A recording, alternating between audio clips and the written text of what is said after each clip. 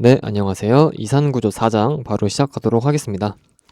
이번에 저희가 배울 것은 집합이라는 건데요. 사실 이 집합이 우리가 그 고등학교, 중학교 수학에서도 한번 나온 그런 개념 중에 하나예요. 근데 이게 이산구조에서도 되게 중요해서 한번 짚고 넘어가도록 하겠습니다. 자, 먼저 이 집합이라는 것은 데이터를 모아두는 공간이라고 생각을 하시면 돼요. 근데 여기서 중요한 것이 바로 순서가 없는 겁니다. 자, 여기 밑에 예시가 있는데 예를 들어서 이 수업의 학생들, 이 수업에 있는 학생들의 순서가 중요할까요? 그냥 이 수업에 있는 학생들이 중요한 거지 순서가 중요하지 않아요. 두 번째, 이 방에 있는 의자들. 자, 지금 방에 있는 의자가 중요한 거지 순서가 중요하지 않잖아요. 이럴 때 쓰는 것이 바로 집합입니다. 그리고 이 집합 안에서 각각의 집합의 원소, 그 객체들을 원소 또는 멤버라고 부릅니다. 여기 예시로 보면은 학생들이 바로 원소가 되겠고 여기서는 의자가 원소 또는 멤버가 되겠죠.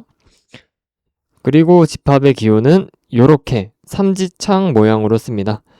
만약에 이 집합 A에 대문자 A에 소문자 A가 원소로 들어가 있으면 이 삼지창 모양으로 우리가 표현을 하고요. 만약에 안 들어가 있다 그러면 여기서 짝대기를 그어서 표현을 해주면 됩니다. 그리고 집합의 표기법. 우리가 집합을 이 부분이 집합의 이름이고요. 뒤에가 바로 이 집합에 대한 원소입니다. 마찬가지로 순서는 중요하지 않아요. A, B, C, D든 B, C, A, D든 그게 그 집합입니다. 근데 여기서 이제 중요한 것이 중복을 허용하지 않는다예요. 만약에 A, B, C, D라는 집합이 있을 때 A, B, C, D, C, D, 즉 이 C, D가 중복이 되는 경우에도 두 개를 똑같이 판단을 합니다. 중복은 허용하지 않아요. 그 다음으로 볼 것이 전체 집합과 공집합입니다. 자, 전체 집합은 우리가 U라는 집합으로 많이 써요. 이거는 저희가 암묵적으로 약간 정한 그런 집합이라고 생각을 하시면 되고요. 공집합이라는 거는 원소가 하나도 없는 집합입니다. 여기 둘 중에서 중요한 것이 공집합이에요. 왜냐면 이 공집합으로 문제가 되게 많이 나옵니다. 기호는 이거 또는 요런 집합 안에 아무것도 없는 원소를 사용합니다. 그 다음으로 볼 것이 우리가 위에서 배운 집합의 이 원소 부분에도 집합으로 들어갈 수 있다는 것입니다. 여기 예시와 같이 지금 집합 안에 첫 번째 원소가 집합으로 되어 있어요. 두 번째는 그냥 A, 세 번째는 또 집합으로 들어가 있죠. 이런 것들이 가능하다라는 것이고요. 그 다음 볼 것이 이 공집합과 공집합을 원소로 가지는 집합은 다르다라는 건데 이게 제가 사실 아까 위에서도 이 공집합이 문제에서 많이 나온다라고 했던 게 바로 이렇게 문제가 나온다는 거예요. 이거는 좀 헷갈리실 수 있는데 공집합을 제가 위에서 아무 원소도 없는 집합이라고 소개를 드렸죠. 근데 이 집합이라는 기호 안에 공집합이 들어있으면 원소가 하나 있긴 한데 그 원소가 공집합이라는 겁니다. 쉽게 얘기해서 이 원소, 이 공집합을 빈 박스라고 할게요. 아무것도 없는 박스. 근데 여기 집합이 껴있다는 거는 우리가 이 박스를 열었는데 원소가 있긴 있어. 근데 그게 아무것도 없는 빈 박스일 뿐이다 라는 차이점을 가지고 있어요. 약간 말장난 같긴 하지만 시험에 되게 많이 나오니 이 부분 참고하시면 좋겠습니다. 그 다음으로 볼 부분은 부분집합이라는 거예요. 부분집합은 쉽게 얘기해서 만약에 A가 B의 부분집합이다. 이때 A가 B의 부분집합이다. 만약에 B의 원소가 1, 2, 3이 있다고 가정을 할게요. 이 경우에 A가 만약에 B의 부분 집합이라면 1과 2과 3, 1, 2, 3 중에 하나를 선택해서, 다시 할게요. 이 B에 있는 원소 1, 2, 3 중에 이 집합 안에 있는 원소들로만 구성을 해야 합니다. 이것이 바로 A가 B의 부분 집합인 경우예요. 만약에 1, 2는 B에 있는 그 원소이기 때문에 A가 가지게 되더라도 만약에 여기 4가 왔다? 이 경우에는 부분 집합이 아닙니다. 여기서도 또 중요한 게 공집합이 또 껴버려요. 공집합은 모든 집합의 부분 집합입니다. 왜냐면 제가 아까도 설명드렸다시피 만약에 A가 B의 부분 집합이라면 위에 있는 1, 2, 3 그 원소들로만 구성이 돼야 돼요. 근데 아닌 경우가 언제입니까? 1, 2, 3을 제외한 다른 원소가 들어올 때 그때만 이제 부분 집합이 아니게 되는 거죠. 근데 공집합을 생각을 해보면 지금 외부에서 원소가 들어왔습니까? 안 들어왔죠. 뭐 4든 5든 아무것도 들어온 게 없죠. 그니까 우리가 정한 규칙, 다른 원소가 들어오면 안 된다는 규칙 자체를 어기지 않았으니 이 공집합 또한 부분집합이다 라고 하는 거예요. 그 다음에 볼 부분이 이제 진부분집합이라는 건데요. 이거는 위에서 A랑 B랑 그 A가 B의 부분집합일 때 얘네 둘이 정확하게 같지 않은 집합들을 진부분집합이라고 합니다. 쉽게 얘기해서 얘가 부분집합인데 1, 2, 3 정확하게 같지 않으면은 다 진부분집합이에요. 그냥 개념적인 용어니까 알아만 두시면 될 것 같습니다. 그 다음으로 볼 것이 집합의 기수예요. 이거는 이제 안에 있는 원소의 개수를 표현하는 기호인데 이런 식으로 표현을 합니다.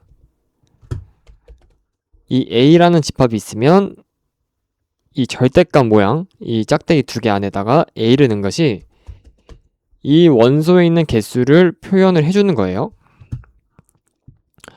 근데 여기서도 중요한 게 이 공집합을 기수로 표현하는 부분이 시험에 되게 많이 나옵니다. 이거를 좀 잘 기억하셔야 하는데 앞에서도 말씀드렸다시피 공집합은 집합이 없는 거예요. 그러면 집합이 없으니까 개수가 몇 개예요? 0개죠. 세는 게 없으니까, 셀 게 없으니까. 근데 이 공집합이 집합 안에 들어있으면요. 집합 안에 원소를 봤는데 한 개가 있긴 있어. 근데 그게 공집합, 즉 빈 박스일 뿐이어서 이 경우에는 한 개라고 우리가 적어줘야 돼요. 제가 위에서도 본 요 부분과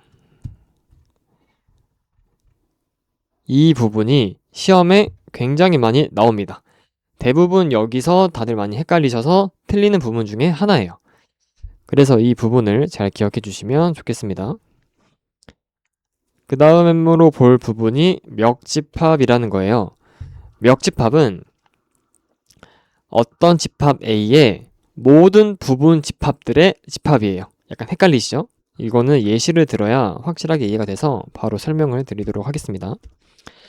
자, 일단 멱집합이라는 거는 이렇게 PA, P를 넣어서 기호로 표현을 합니다. 만약에 A가 A, B라면 이 A랑 B로 만들 수 있는 부분 집합들을 표현을 해주는 거예요.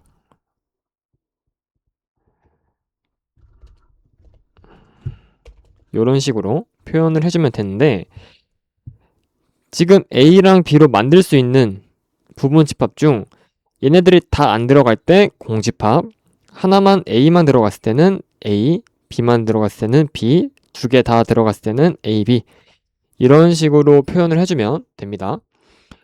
근데 여기서 중요한 게 이 멱집합의 개수 공식이에요. 원소의 개수 공식. 자, 만약에 원소의 개수가 n개라면 지금 A는 2개죠? 그 멱집합의 원소의 수는 2의 n제곱개다. 여기 n에 원소의 개수를 넣어주면은 이 멱집합을 하나하나 일일이 쭉 펼치지 않고도 개수를 구할 수 있다는 거예요. 만약에 이 A의 원소가 3개다. 이 경우에는 멱집합의 개수의 수가 2의 세제곱개니까 총 8개가 나오게 되는 겁니다. 그럼 왜 2의 n제곱이 되냐? 이거는 이제 확률과 통계에서 원리를 좀 찾을 수 있는데요. 만약에 A의 원소가 A, B, C라고 하고 우리가 이 A에 대한 멱집합을 구한다고 가정을 해볼게요. 그러면 우리가 이제 멱집합 여기에 넣을 거예요. 멱집합이라는 이 집합에 이 A, B, C를 하나씩 골라서 넣을 거예요. 자, 그러면은 이 A랑 B랑 C가 여기 안에 들어갈 수 있죠. 근데 생각을 해보면 A만 우리가 기준을 잡았을 때 A 입장에서는 이 집합 안에 이 부분 집합 안에 들어갈 수 있고 다시 할게요. 이 A가 이 부분 집합 안에 들어가도 되고 안 들어가도 돼요. 그러면은 경우가 몇 가지입니까? 2가지죠. B도 마찬가지로 이 집합 안에 들어가거나 안 들어가도 돼요. 얘도 2가지예요. C도 마찬가지로 이 집합 안에 들어가거나 안 들어가도 돼요. 마찬가지로 C도 2가지입니다. 그러면은 A 입장에서도 2가지의 경우가 생기고 B 입장에서도 2가지의 경우가 생기고 C도 2가지의 경우가 생겨요. 그래서 이 전체를 다 곱해서 2의 n제곱개가 되는 거예요. 만약에 여기까지 들으셨는데 약간 헷갈리시다 그런 분들은 제가 하나하나 상황별로 말씀을 드리도록 할게요. 이해가 되시면 그냥 이 부분을 넘어가셔도 됩니다. 만약에 A 입장에서 얘가 들어가도 되고 안 들어가도 되죠. B 입장에서도 들어가도 되고 안 들어가도 돼요. 그러면 A, B 입장에서 본다면 이 A랑 B 입장에서만 본다면 이거를 A, B라 할게요. 이해하기 쉽게 A가 들어가고 B가 안 들어가고 A가 들어가고 B 들어가고 A가 안 들어가고 B가 들어가고 A가 안 들어가고 B도 안 들어가고 총 몇 가지죠? 4가지죠. 왜? 얘가 얘 선택한 거, 얘가 얘 선택한 거, 얘가 얘, 얘가 얘. 총 4가지가 나오는데 이게 사실상 2개를 곱해준 거예요. 경우를. 근데 여기서 우리가 C도 넣게 되면은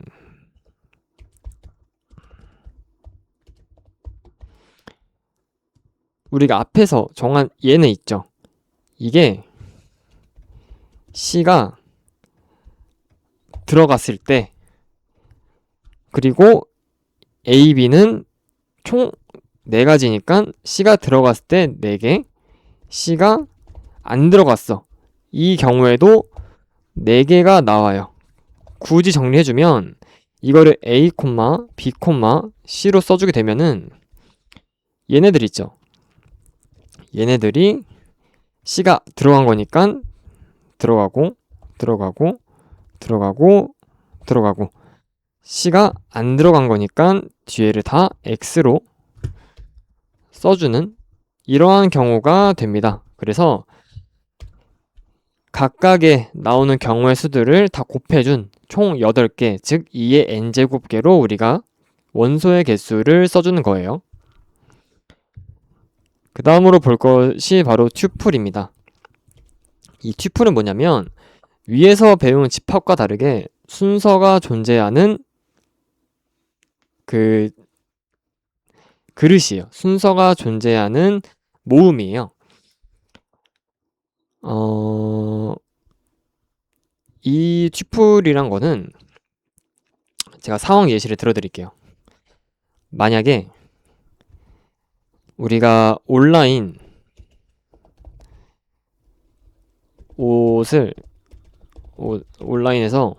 옷을 판매한다고 가정을 할게요. 집합 A를 만약에 파랑, 초록 같이 색깔을 정하도록 할게요. 얘는 색깔 헷갈리니까 그냥 우리가 이해합시다. 색깔, 그리고 B를 사이즈 스몰, 미디움, 라지 대문자로 쓸게요. S, M, L. 자, 이런 식으로 쓰는데 우리가 지금 아래는 사이즈고 위에는 색깔이잖아요. 뭐 여기가 초록이든 뭐 파랑이든 초록이든 파랑이든 사실상 상관이 없죠. 그냥 색깔만 들어있으면 되는 거니까. 사이즈도 마찬가지로. 근데 만약에 손님들한테 첫 번째 칸에다가는 옷의 색을 정해주시고 두 번째 칸에는 사이즈를 적어주세요 라고 말을 했어요. 이 경우는 우리가 순서가 중요하게 되죠. 무조건 형태 자체를 여기 파랑, 여기 뭐 S 사이즈 이런 식으로 적어야 하잖아요. 얘네 두 개가 순서가 바뀌면 될까요? 안 되죠. 이럴 때 쓰는 게 바로 튜플입니다. 튜플. 순서가 중요한 그런 모음이라고 생각을 해주시면 돼요. 그 다음으로 볼 것이 카티션 곱이라는 거예요. 카티션 곱. 이 카티션 곱은 A 곱하기 B 형태로 우리가 표현을 합니다. 진짜 그 곱하기가 아니에요. 그 숫자 간의 곱하기가 아니라 이 카티션 곱이라는 거는 모든 가능한 조합을 쓴 그런 연산이라고 생각을 하시면 돼요. 예를 들어서 A가 A, B, 그러니까 그 원소가 A, B가 들어있고 B 집합은 1, 2, 3이 들어있다고 가정할게요. 이때 이 두 개를 카티션 곱을 해주면 여기는 A 있죠. 이 A가 여기는 1이랑 만나서 여기로 들어오고 A가 2랑 만나서 여기, A가 3이랑 만나서 여기, B도 똑같이 해주는 게 바로 카티션 곱입니다. 근데 여기서 중요한 것이 얘는 이 형태는 집합의 모양, 즉 이게 아니잖아요. 이런 형태잖아요. 이게 제가 앞에서 말한 튜플이에요. 튜플. 순서가 중요한. 그래서 카티션 곱은 이렇게 묶었을 때 안에 있는 순서도 중요합니다. 이것도 기억해 주시면 좋을 것 같아요. 그 다음으로 볼 게 집합의 연산인데요. 이거는 그냥 이것도 그 중학교랑 고등학교에서 아마 나왔을 거예요. 그래서 간단하게만 설명드리면 합집합은 여기 있는 두 집합을 하나로 묶어준 거예요. 예를 들면은 A 합집합 B는 요 기호로 표시를 하고요. 이거는 A, B, 1, 2, 3 이런 식으로 표현을 합니다. 만약에 여기 제가 1이 있다 할게요. 이런 경우에도 합집합 할 때는 그냥 1을 하나만, 중복을 제거하고 하나만 써주시면 돼요. 교집합, 자 교집합은 똑같은 애들만 써주는 거예요. 기호는 이런 식으로 쓰고요. A랑 B랑 같은 게 뭐가 있죠? 1이죠. 이렇게 써주시면 됩니다. 자, 여집합. 자, 우리가 조건 하나 더 달게요. 전체 집합. 위에서 배운 전체 집합 있죠? 전체 집합을 A, B, 1, 2, 3이라 할게요. 이 경우 A의 여집합은 위에다가 짝대기를 올려준 게 바로 여집합 기호인데 그냥 A 여집합이라 이렇게 쓸게요. A의 여집합은 A가 지금 A, B, 1의 원소를 가지고 있잖아요. 전체 집합에서 얘네들을 제거한 나머지를 써주면 됩니다. 즉 반대의 원소를 써주면 돼요. 뭐냐면 예시를 먼저 볼게요. 자, 수학 전공 또는 컴공 전공 학생 수를 구하라. 자, 갑자기 문제가 주어졌죠? 우리가 학생들을 고를 거예요. 어떤 학생을 고르냐? 수학을 전공한 학생과 컴퓨터 공학을 전공한 학생을 선별을 할 겁니다. 그러면 상식적으로 어떻게 하죠? 처음에 수학 전공 이 친구들을 먼저 쭉 뽑고 그리고 컴퓨터 전공 애들을 쭉 뽑을 거예요. 만약에 수학 전공의 친구들이 20명이고 컴퓨터 전공이 뭐 25명이라고 할게요.